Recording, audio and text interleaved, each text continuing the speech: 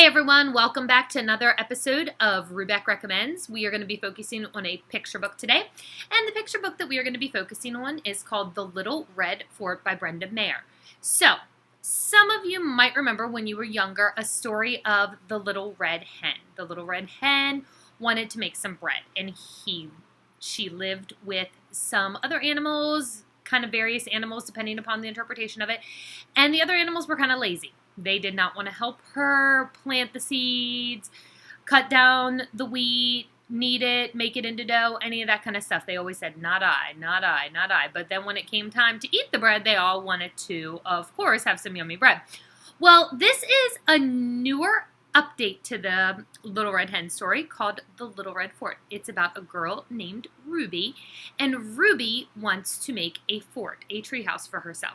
And as you can see, Ruby's got some brothers here, and those of you that know the Little Red Hen can kind of predict exactly what happened. Ruby wants to make the fort.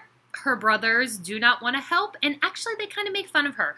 When she says that, who will help me do this, they say, you don't know how to do that. And you know what she says, boys and girls? She says, then I'll learn. And she goes and she picks up a book and teaches herself how to build a fort.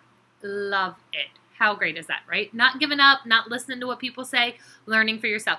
And so what ends up happening actually in this story is it's got some major girl power to it.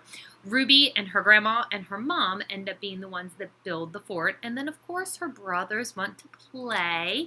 And since Ruby is such an awesome role model, she does eventually let her brothers into her fort to play with her.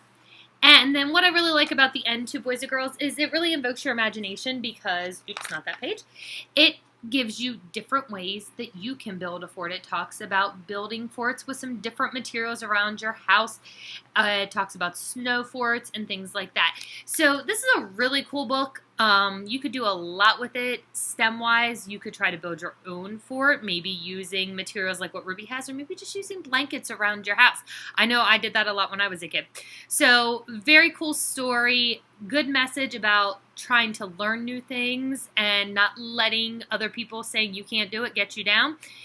So I highly, highly recommend this book, The Little Red Fort by Brenda Mayer.